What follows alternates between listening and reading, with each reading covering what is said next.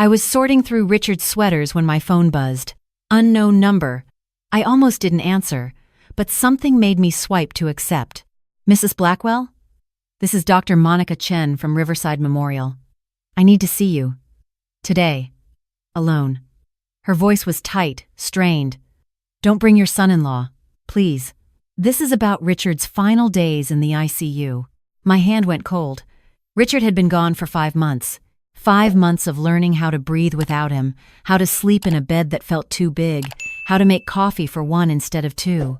I don't understand, I managed. What about the ICU? Not over the phone. Can you meet me at the diner on 5th Street? 2 o'clock? A pause. Margaret, I found something in his medical records, something that should never have been there. I sat down hard on the bed, his navy sweater still in my hands. It still smelled like him, like Old Spice and the peppermints he kept in his pocket. Okay, I whispered. I'll be there. The line went dead. My name is Margaret Blackwell. I'm 63 years old. I was married to Richard for 41 years. We raised 2 daughters in our little house on Maple Avenue. He fixed cars. I taught 2nd grade. We were ordinary, happy, safe, until last February when Richard went into the hospital with pneumonia and never came home. I drove to the diner in a fog. Dr. Chen had been Richard's ICU doctor those last terrible weeks. Professional, competent, kind even. She'd held my hand when we made the decision to remove the ventilator. Why was she calling me now? What could possibly matter anymore? She was already in a back booth when I arrived, a manila folder in front of her. She looked different than I remembered. Older, somehow, tired. When she saw me, she didn't smile. She just gestured to the seat across from her. Thank you for coming. She pushed a cup of coffee toward me. I know this must seem strange. Dr. Chen, what's going on? She opened the folder. Her hands were shaking. I've been an ICU doctor for 20 years. I've seen a lot of things. But 3 weeks ago, I was reviewing old files for a quality assurance audit, and I found... She stopped, took a breath. Margaret, someone altered Richard's medication orders during his last week of life. The diner sounds faded to a dull roar. What? The night before he crashed, someone changed his antibiotic dosing in the system, increased it to a lethal level. Combined with the other medications he was on, it would have caused exactly what we saw: sudden respiratory failure, cardiac arrest. I couldn't process the words. They felt like they were coming from underwater. Are you saying someone killed my husband? I'm saying his death wasn't natural. She slid a paper across to me. This is a printout of the medication order. See this notation? It shows who entered it into the system. I looked at the name. My vision tunneled. That can't be right. Dr. Chen's face was full of pity. I've checked 3 times.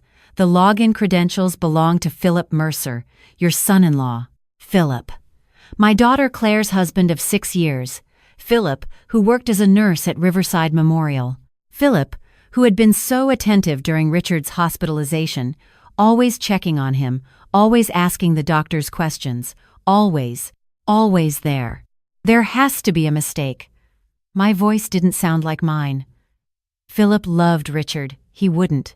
I need to ask you something, and I need you to be honest with me. Dr. Chen leaned forward. Did Richard have a life insurance policy? The blood drained from my face. Yes, $500,000. It paid out 3 months ago. I split it between our daughters, Sarah and Claire, $250,000 each. Did Philip know about it? I thought back to the weeks before Richard got sick. Philip had been over for dinner. He'd asked Richard about retirement planning, about our finances. Richard had mentioned the policy, had even joked about how I'd be set for life if anything happened to him. Oh God. Margaret, there's something else. Dr. Chen pulled out another paper. I pulled Philip's work schedule. He wasn't supposed to be in the ICU that week. He works in orthopedics on the 4th floor. But he accessed the medication system from an ICU terminal at 2:47 a.m., 17 minutes after the night nurse did her rounds. He had no reason to be there. My coffee was getting cold. I wrapped my hands around the cup, trying to stop shaking. What do I do? I've already filed a report with the hospital board and the state medical examiner. They're opening an investigation. But Margaret, she reached across the table and gripped my hand. You need to be careful. If Philip realizes we know, if he thinks you suspect anything, he could hurt me too. I don't want to scare you, but yes, men who kill for money once will do it again. She pressed a business card into my palm. This is a detective I know at the police department, Detective Sarah Reeves. She specializes in medical crimes. I called her this morning. She wants to talk to you. I looked at the card. The letters swam in front of my eyes. I don't know if I can do this. I don't know if I'm strong enough. Richard wouldn't have married you if you weren't strong. Dr. Chen squeezed my hand once more, then let go. Go home, act normal. Don't let Philip know you suspect anything. Detective Reeves will contact you within 24 hours. I drove home on autopilot. The house was exactly as I'd left it. Richard's sweaters still spread across the bed. But everything felt different now. Poisoned. My husband hadn't just died. He'd been murdered. By someone we'd welcomed into our family. I picked up my phone to call Claire, then stopped. What would I say?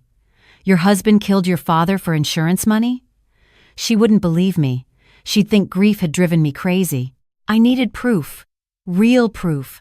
Not just medical records and login credentials. That night, I couldn't sleep. I lay in bed staring at the ceiling, listening to the house settle around me. Richard used to joke that he'd haunt this place if he died first. Make sure I was okay. I'll rattle some chains, Maggie, he'd say. Keep the creeps away. I wished he could now. At 3 a.m., my phone lit up with a text from an unknown number. Mrs. Blackwell, this is Detective Reeves. Can you talk? My heart hammered as I typed back, yes. My phone rang immediately. I answered on the first ring. Mrs. Blackwell, I've reviewed the information Dr. Chen sent me. I believe we have enough for a warrant to search Philip Mercer's electronic devices and bank records. But I need your help. Her voice was crisp, professional. I need you to think back to the weeks before your husband's hospitalization. Did Philip's behavior change? Did he ask unusual questions? Visit more often? I closed my eyes, forcing myself to remember. It hurt. Everything about those last days with Richard hurt. He did visit more, I said slowly, starting around Christmas. He'd stop by after work, sometimes stay for dinner. He seemed interested in Richard's health, kept asking about his cholesterol medication, his blood pressure. Richard thought it was sweet, thought Philip was just being conscientious. What about financially? Did Philip seem stressed about money? I paused, thought harder. Actually, yes. Claire mentioned they were having trouble. Philip had invested in some cryptocurrency scheme that went bad, lost about $30,000. She was upset with him. When was this? November. Right before Thanksgiving.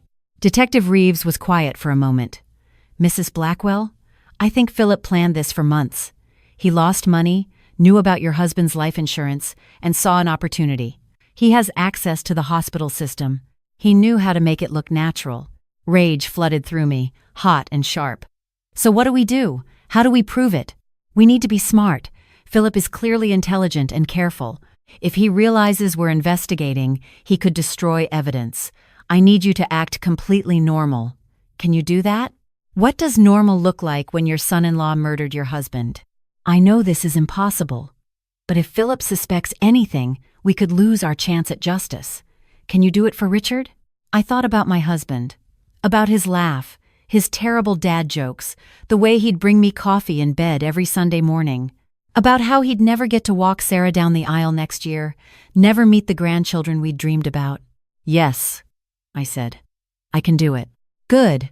I'm going to need you to do something that will be very difficult. I need you to invite Philip and Claire over for dinner. This week, I want to put a recording device in your home. Let Philip talk. People who've gotten away with murder often can't help dropping hints, especially around family. They feel safe. My stomach turned. You want me to wear a wire? Like in the movies? Nothing that dramatic. Just a small device hidden in your living room. You won't have to do anything except have a normal family dinner. Can you manage that? Could I sit across from the man who killed Richard and pass him the mashed potatoes? When? I asked. Friday night. I'll come by Friday afternoon to set up the device. Just tell them you've been lonely, you want to see them. Keep it casual. After we hung up, I sat in the dark for a long time. Then I got up and went to Richard's closet. On the top shelf, behind his old baseball cards, was a shoebox. Inside was a letter in Richard's handwriting, sealed in an envelope with my name on it. He'd made me promise to open it only if something happened to him. At the funeral, I couldn't bear to. Now, I tore it open with shaking hands. "My darling Maggie," it began, "if you're reading this, I'm gone. I hope I went peacefully, in my sleep, at 100 years old with you beside me. But I'm writing this just in case. I need you to know some things." My vision blurred with tears. "I've never told you this because I didn't want to worry you, but I don't trust Philip. There's something off about him. The way he looks at Claire sometimes, the way he talks about money. Last month, he asked me about the life insurance policy. Not in a normal way. He wanted to know the exact amount, when it would pay out, how it would be distributed. It gave me a bad feeling. I'm probably wrong. I hope I'm wrong. Claire loves him, and he makes her happy. But Maggie, if something happens to me, especially if it happens suddenly, I want you to be careful. Don't trust him. Protect yourself and our girls. I've made copies of all our financial documents and stored them in my safety deposit box at First National, Box 237. The key is taped under the bottom drawer of my toolbox in the garage. If you ever need them, they're there. I love you more than I ever found the words to say. You made every day of my life better just by being in it. Take care of yourself. Be happy. Don't spend too long being sad. And Maggie, if Philip had anything to do with my death, make him pay. You're stronger than you know. You're tougher than nails when you need to be. That's one of the 1,000 reasons I fell in love with you. Yours always, Richard." I clutched the letter to my chest and sobbed. He'd known. Somehow, he'd known. The next morning, I drove to the bank and opened the safety deposit box. Inside were copies of our insurance policies, financial statements, and a USB drive labeled Philip December. With shaking hands, I plugged it into the bank's computer terminal. Video files. 4 of them, all dated from December. I clicked on the first one. It was footage from our home security camera, the one Richard had installed over the front door. The video showed Philip arriving one afternoon when I was at my book club and Richard was home alone. But Philip didn't ring the doorbell. Instead, he walked around to the side of the house, looking over his shoulder. He disappeared from frame. The next video was from 2 days later. Same thing, Philip arriving, looking around, going to the side door. The third video made my blood run cold. It was from inside our house. Richard must have set up a hidden camera in the kitchen. The footage showed Philip going through our medicine cabinet, examining Richard's prescription bottles. He pulled out his phone and took pictures of the labels. The fourth video was the worst. Philip in our kitchen again, this time pouring something from a small vial into Richard's blood pressure medication bottle. He shook the bottle, put it back in the cabinet, and left. Richard had been building a case. He'd known Philip was planning something, and he'd documented it. I copied everything to my own USB drive and called Detective Reeves immediately. "I need to see you right now," I said. "I have evidence, video evidence." We met in a parking lot near the police station. I handed her the USB drive and Richard's letter. She watched the videos in her car, her expression growing harder with each one. "This changes everything," she said finally. "This is premeditation. This is first-degree murder.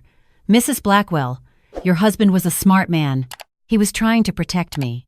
My voice broke. He knew Philip was going to kill him, and he couldn't stop it, so he left me the tools to prove it. "We can arrest Philip today based on this evidence combined with the hospital records. But I need you to be prepared. This is going to destroy your daughter. Her husband will be going to prison for murdering her father." "I know." I wiped my eyes. "But Claire deserves the truth. And Richard deserves justice." "Okay. Stay by your phone. I'll call you when we have him in custody. And Mrs. Blackwell, you're doing the right thing." I went home and waited. Every minute felt like an hour. I kept looking at Richard's letter, at his handwriting. "You're tougher than nails when you need to be." I had to be now. For him. For us. At 4:15 p.m., my phone rang. Detective Reeves. "We have him. Philip Mercer is in custody." He denied everything at first, but when we showed him the videos, he broke. "He's confessing to everything." I closed my eyes. "What did he say?" He said he'd lost money in bad investments, he was drowning in debt, he knew about the life insurance, and he convinced himself that if Richard died, Claire would inherit enough to save them. He said he never meant for it to go as far as it did, but once he started researching medications, once he saw how easy it would be. It wasn't easy, I said sharply. He murdered a good man. A man who loved his daughter. A man who welcomed him into our family. You're right. I'm sorry. That was poor phrasing. Detective Reeves paused. Your daughter is here at the station. She's not doing well. She's asking for you. My heart broke. I'm on my way. Claire was in a small room at the police station, her face blotchy and swollen from crying. When she saw me, she ran into my arms like she was 10 years old again. Mom, this can't be real. This can't be happening. Philip wouldn't. He couldn't. I held her tight, stroking her hair. I know, baby. I know. Dad was sick. He had pneumonia. The doctor said he just couldn't fight it. They said his heart gave out. They said they were wrong. I pulled back to look at her. Claire, look at me. Your father loved you more than anything in this world. You need to know that. This isn't your fault. You didn't know. None of us knew. He took Dad away from us. Her voice was small, broken. For money. For stupid money. I know. What do I do? How do I survive this? I thought about the last 5 months. The empty bed. The quiet house. The mornings I woke up and forgot, just for a moment, that he was gone. One day at a time, I said. You do it one day at a time. And you let people who love you help you. Your sister. Me. We're going to get through this together. Sarah arrived an hour later. My oldest daughter, my steady rock. She took one look at Claire and wrapped us both in a hug. We stood there in that sterile police station room and cried together for everything we'd lost. The trial took 9 months. Philip pleaded guilty to first-degree murder in exchange for a 25-year sentence. He'll be 70 before he's eligible for parole. At the sentencing, the judge asked if I wanted to make a statement. I stood up, my legs shaking, and faced the man who'd destroyed my family. You took my husband from me, I said. You took my daughter's father. You took the man who taught you how to fish, who welcomed you into his home, who trusted you. You did it for money. For $250,000. That's what you valued his life at. But here's what you didn't take. You didn't take my memories of Richard. You didn't take the 41 years we had together. You didn't take his love, which lives on in our daughters, in the lessons he taught them, in the kind of people they've become. You didn't take his final gift to me, the evidence that's putting you in prison today. Richard knew you were planning something. He documented everything. He protected me even after his death. That's the kind of man he was. That's the kind of love he had for his family. You'll never understand that kind of love, because you're incapable of it. I hope you spend every day of the next 25 years thinking about what you've lost. Not the money, not your freedom, but the family that could have been yours if you'd been a better man. Philip's head was bowed. He didn't look at me. He didn't look at Claire, who sat sobbing in the gallery. He didn't look at anyone. The judge sentenced him. They led him away in shackles. It was over. That was 8 months ago. Claire is living with me now. She's in therapy twice a week. Some days are better than others. She's filed for divorce. She's going back to school to finish her nursing degree. She's surviving. Sarah got married last spring. We all wished Richard could have walked her down the aisle, but instead, Sarah walked alone, carrying a photo of her father tucked into her bouquet. There wasn't a dry eye in the church. I'm surviving too. The house doesn't feel so empty anymore. I've joined a grief support group. I've started volunteering at the hospital, helping other families navigate the ICU.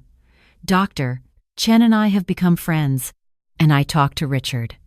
Every night before bed, I tell him about my day, about the girls, about the little moments of joy that creep back in when I least expect them.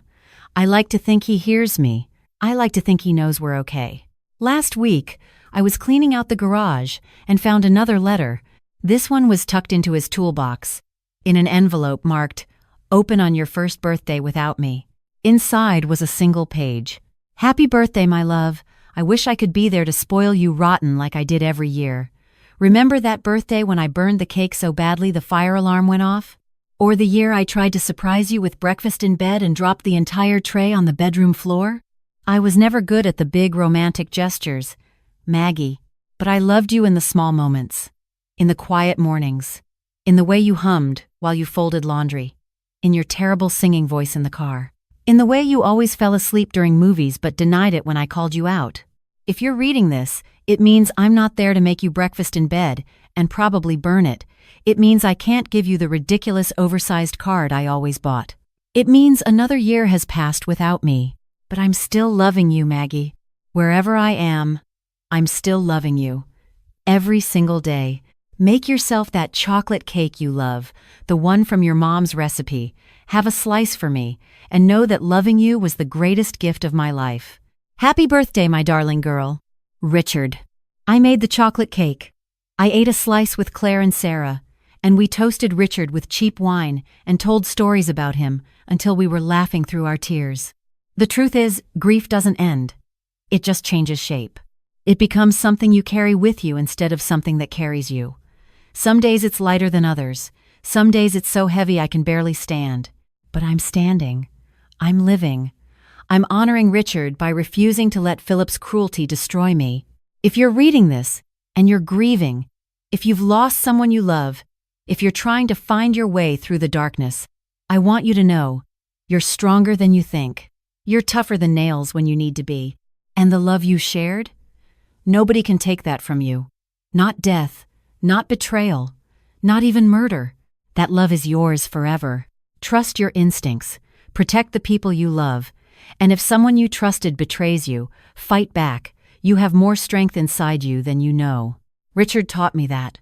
In his final gift to me, he showed me how strong I could be. And every day, I'm proving him right.